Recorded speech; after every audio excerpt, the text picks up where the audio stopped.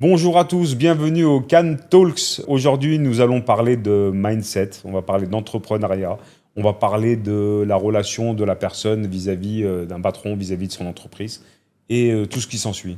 Donc, allez, c'est parti pour les questions. L'argent ou le temps? Alors, l'argent ou le temps? Donc, forcément, pour moi, c'est le temps, puisque le temps, c'est de l'argent. Pour vision, je parle d'un entrepreneur et d'un patron, le temps, c'est de l'argent, donc forcément, le temps. Le risque ou la zone de confort? Le risque ou la zone de confort? Non, moi, je préférais le risque. J'aime pas le confort, parce que le confort te maintient endormi. Pour moi, je préfère le risque, parce que vraiment, ça te maintient éveillé. La réussite, la chance ou la discipline? La réussite, la chance ou la discipline? Pour moi, c'est la discipline. Donc forcément, avec la discipline, tu apportes la réussite, pour moi. Et la chance, j'y crois pas du tout. Mais vraiment pas du tout. Qu'est-ce qui a le plus de valeur à vos yeux? Les remerciements d'un patient ou sa recommandation? Alors, qu'est-ce qui a plus de valeur à mes yeux entre le remerciement d'un patient et la recommandation? Donc forcément, c'est la recommandation, puisque la recommandation, pour moi, c'est un remerciement. Donc forcément, la recommandation. Tout le monde peut créer une entreprise. Mais qu'est-ce qui transforme une entreprise en une marque à laquelle les gens font confiance et qui recommandent? Alors, tout le monde peut créer une entreprise, oui. Tout le monde peut créer une entreprise pour 1 euro. D'ailleurs, on peut créer une entreprise en France. Mais c'est pas donné à tout le monde de vraiment créer une entreprise, parce que 80% des entreprises, vous savez, créer la première année, cool. Donc ça, ce qui veut expliquer que tout le monde ne peut pas être un patron. Être un patron, c'est pas donné à tout le monde, vraiment. C'est beaucoup de travail. Les gens croient qu'on a payé, on a monté l'entreprise et ensuite, c'est parti, ça ne s'arrête plus. C'est pas du tout comme ça. C'est une bataille perpétuelle, tous les jours, 24 heures sur 24. C'est-à-dire que même moi, à la maison, à 3 heures du matin, je me réveille, des fois, je pense à mon travail. Donc non, patron, c'est pas donné à tout le monde, parce que nous, on n'a pas 8 heures de boulot dans la journée et c'est fini. Non, nous, c'est 24 heures sur 24, 365 jours de l'année, même en vacances, je travaille. Donc non, c'est pas donné à tout le monde. Selon vous, les gens achètent-ils un service ou la confiance qu'ils accordent à une marque? Les gens préfèrent-ils un service ou la confiance qu'ils apportent à une marque? Je pense pour moi, c'est la confiance en la marque. Parce que dans la confiance en la marque, automatiquement, il y a le service qui va avec. En fait, c'est un tout. Moi, quand je prends une marque, c'est parce que j'ai confiance. Si je prends BMW en bagnole, rien à voir, je vais prendre BMW parce que pour moi, j'ai confiance en BMW. Pareil pour Apple, pour les téléphones, par exemple. La marque t'apporte une certaine sécurité psychologique, je pense. Être une marque a-t-il un prix? À quoi avez-vous dû renoncer pour en arriver là? Alors, une marque a-t-elle un prix et à quoi j'ai dû renoncer pour en arriver là? Alors, j'ai renoncé à beaucoup, beaucoup, beaucoup de choses. Donc, psychologiquement, physiquement, économiquement. Pour créer une marque, c'est beaucoup, beaucoup, beaucoup d'argent, beaucoup de temps, beaucoup d'énergie, beaucoup de tout en fait. Exemple, Google, pendant 10 ans ou 15 ans, n'ont pas gagné 1 euro avant d'être aujourd'hui ce qu'ils sont. Donc, qu'est-ce qu'ils ont fait? Ils ont misé sur la marque. Donc, c'est un petit peu ce que nous, on fait. Si on ne fait pas du bon travail ou on est médiocre dans le service qu'on propose, automatiquement, on ne deviendra jamais une marque. Donc là, on commence à devenir une marque connue et reconnue. C'est ça qui me plaît. Donc, oui, c'est beaucoup de sacrifices. Est-il possible de créer, depuis la Turquie, une marque dans le médical reconnu à l'échelle mondiale? Quel est le plus grand obstacle? Alors, est-ce qu'il est possible de créer une marque en Turquie dans le médical reconnu? Et quels sont les plus grands obstacles? Alors déjà, on a des marques de cliniques reconnues mondialement en Turquie. Pas d'un œil français, mais beaucoup plus mondial. Oui, on en a. C'est des très bonnes cliniques. Nous aussi, on aspire à être reconnus sur la place mondiale, puisque on n'est pas que sur le marché français, mais du Moyen-Orient, sur l'Europe anglo-saxon. On a commencé à travailler avec le Musiad sur l'Afrique. Je ferai l'annonce un peu plus tard, mais qu'on est aussi propriétaire d'une clinique en Malaisie. Donc, quels sont les plus grands obstacles? Moi, je ne pense pas qu'il y ait d'obstacles. Donc, avec du travail, de l'huile de coude, de la qualité, sans jamais baisser de qualité. Non, on peut être une marque mondiale. Pour moi, c'est faisable. Quel a été le moment le plus difficile de votre parcours? Quel a été le moment le plus difficile de mon parcours vis-à-vis de Renaissance Clinique? Je pense que c'est avec le personnel. C'est même pas avec les patients ou la patientèle. C'est plus, je pense, avec le personnel, c'est d'être un peu trahi. Vous savez, les choses qui se passent derrière, loin des regards des patients et tout ça. Donc c'est plus la trahison, moi, qui me turlupine. Donc c'était le moment le plus difficile que j'ai eu parce que j'ai été trahi par quelqu'un en interne. Et voilà, c'est ce qui m'a touché le plus, en fait. C'est le moment le plus difficile, mais sinon, c'est que du bonheur. Avez-vous déjà pensé à tout abandonner?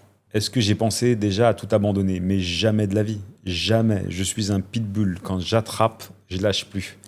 Donc non, jamais. Être un leader, est-ce une qualité naturelle ou quelque chose qui s'apprend? Être un leader, est-ce que c'est une qualité naturelle ou est-ce que c'est quelque chose qui s'apprend? Pour moi, c'est une qualité naturelle. Ça ne s'apprend pas, mais par contre, être un vrai leader, il faut beaucoup, beaucoup, beaucoup d'expérience. Mais c'est inné aussi. C'est-à-dire qu'aujourd'hui, notre président Macron, pour moi, n'est pas un leader. C'est une personne qui est là, qui est présidente. Pour moi, qu'on l'aime ou qu'on l'aime pas, un Poutine est un leader. Notre président Erdogan, qu'on l'aime ou qu'on l'aime pas, ses choix sont bons ou pas bons, c'est un leader, un vrai leader. C'est pas donné à tout le monde. Donc il faut beaucoup, beaucoup, beaucoup d'expérience. Et ces gens-là, que je viens de citer, ont beaucoup d'expérience. Donc ils ont cette qualité-là, innée, mais en plus, il faut de l'expérience. Comment définissez-vous la réussite? Alors, comment je définis la réussite? Le jour où tu as le petit sourire en coin, là, si tu as le petit sourire en coin, c'est que tu as réussi. Donc, ma vision de la réussite, elle est simple. Dès que tu te fixes un objectif, dès que tu as atteint ton objectif, pour moi, voilà, c'est de la satisfaction et que c'est un moment de réussite. Qu'est-ce qui vous donne envie d'avancer chaque matin? Qu'est-ce qui me donne envie d'avancer chaque matin? Ma famille, mes enfants, ma religion, ce sont des choses intimes. C'est ça qui me donne envie d'avancer chaque matin parce que Renaissance Clinique, d'ailleurs, c'est mon bébé, mais ça reste le travail. Moi, j'apporte plus d'importance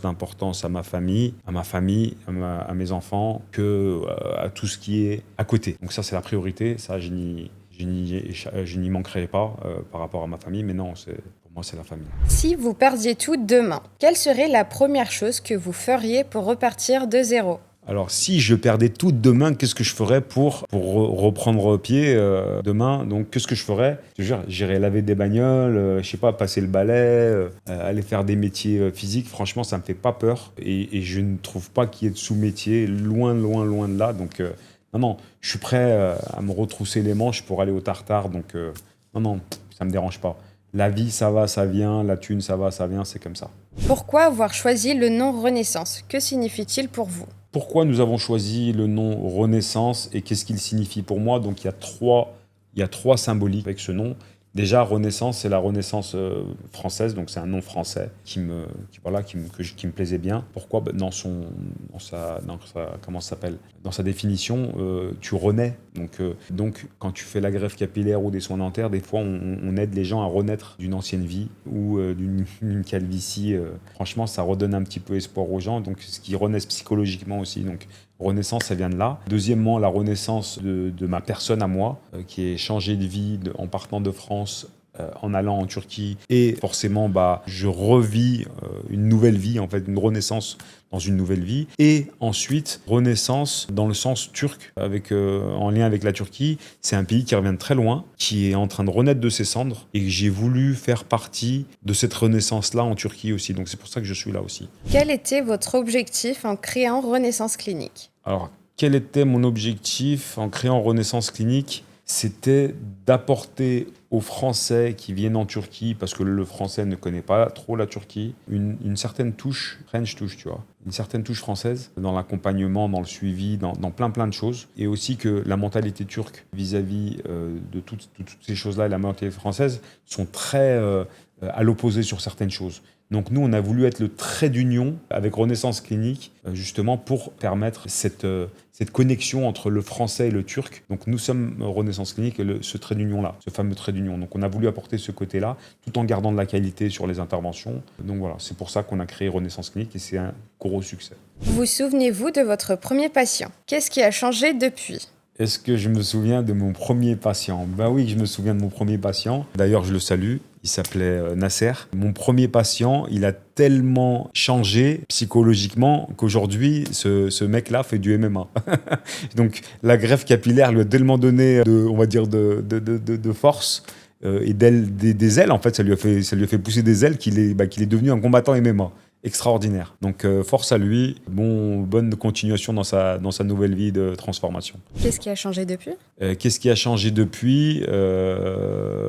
Au début, tu sais, on n'avait pas beaucoup d'expérience. Qualitativement, on était là, mais on n'avait pas l'expérience qu'on a aujourd'hui. Aujourd'hui, avec nos équipes, quand les patients arrivent, on arrive à avoir une lecture de la personne psychologiquement. Donc, et par rapport à ça, on n'a même pas besoin de discuter, de polémiquer 105 ans. Donc, on sait exactement ce qu'on a à faire. Et même nos équipes, on est tellement bien connectés qu'on arrive aujourd'hui à, même sans en parler, sans discuter, comprendre ce qu'il y a à faire. Donc, oui, ça a changé l'expérience, ça a changé les milliers de patients qu'on a eu, a changé notre vision des choses par rapport aux premiers patients, bien sûr. Ça, c'est sûr. Selon vous, qu'est-ce qui fait la différence entre votre clinique et les autres ? Alors, selon moi, qu'est-ce qui fait la différence entre nous, Renaissance Clinique, et les autres cliniques ? Je ne parle pas des cliniques un peu abattoirs, ce qu'on appelle, parce qu'il y a 2 sortes de cliniques à Istanbul. On a les cliniques un petit peu abattoirs à la chaîne. J'aime pas ce mot abattoir. Et on a les cliniques, ce qu'on appelle boutiques. Donc moi, je parle aujourd'hui, les meilleurs à Istanbul sont les cliniques boutiques. Pourquoi ? Parce qu'ils font de la qualité. Et quelle est la différence entre nous ? Donc moi, je me mets... parce que tous, ils disent oui, numéro 1, ça n'existe pas, ça, à Istanbul. Numéro 1, il y a ceux qui font le travail correctement et ceux qui le font, mais pas correctement. Donc voilà. La différence entre nous et les bonnes cliniques, je me considère dans la catégorie des bonnes, c'est le suivi, l'accompagnement. Et surtout, le gros truc, c'est l'ambiance. On n'a pas une meilleure ambiance sur Istanbul que chez Renaissance Clinique, tout en gardant la qualité de l'intervention, parce qu'aujourd'hui, nos patients, ça devient des amis. Il y a des gens, ça fait 4 ans qu'on aura fait leur greffe, on est toujours en contact, on s'envoie toujours des messages. D'ailleurs, quand ils viennent en vacances à Istanbul, ils viennent nous ramener des cadeaux, ils viennent nous voir, ils viennent faire un petit contrôle à la clinique. Avec nos patients, on va manger le soir après leur intervention, et des fois, on se retrouve même en boîte de nuit. Bon, j'y reste pas longtemps, moi, mais voilà, on se retrouve même en soirée. Donc non, l'ambiance chez Renaissance Clinique, pour moi, je vais être un petit peu prétentieux par rapport à ça. Pour moi, il n'y a pas de meilleure ambiance que chez Renaissance Clinique. Ça, c'est catégorique. Sur quel sujet ne faites-vous jamais de compromis ? Sur quel sujet je ne fais jamais de compromis ? L'honnêteté et la transparence. Ces 2 choses-là, pour moi, sont essentielles. Pourquoi ? Parce que sinon, je ne me sentirais pas bien vis-à-vis de mon travail. Non, c'est ces 2 choses-là il n'y aura aucun compromis. Parce que le jour où tu commences à raconter des conneries aux gens pour leur faire plaisir et pour leur faire venir, je parle en termes Renaissance Clinique avec nos patients, donc que ça plaise ou que ça plaise pas, on va vous parler honnêtement et on va vous dire les choses telles qu'elles sont. Ça, on ne changera pas. Quelle est la qualité essentielle que vous attendez d'un membre de votre équipe ? Alors, quelle est la qualité essentielle que j'attends d'un membre de mon équipe ? Je vais dire une chose, la loyauté. La loyauté, pour moi, c'est ce qu'il y a de plus important dans une équipe de travail. L'honnêteté, la loyauté. Ça, pour moi, c'est le truc le plus important parce qu'un membre de ton équipe peut faire une connerie, une petite connerie, même des grosses conneries. Moi, j'en fais des conneries. Donc, pour moi...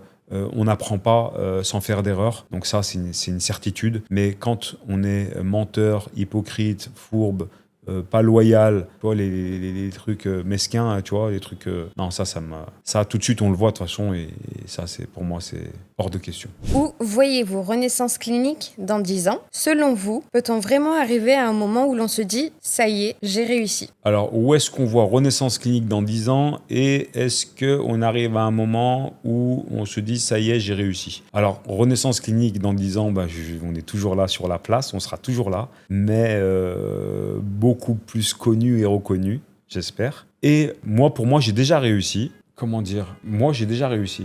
Dans 10 ans, je pourrais pas dire j'ai réussi ou pas réussi, mais non, j'ai déjà réussi. Pour moi, j'ai déjà réussi. Donc, merci de nous avoir suivis sur ces questions-réponses sur Can Talks. J'espère que ça vous a plu. Nous allons recevoir très bientôt des invités pour nos podcasts. N'hésitez pas à vous abonner, à nous suivre et à partager et à liker nos vidéos sur les différentes plateformes rouges, jaunes, etc. Donc, à très bientôt et en tout cas, merci à vous. À très vite.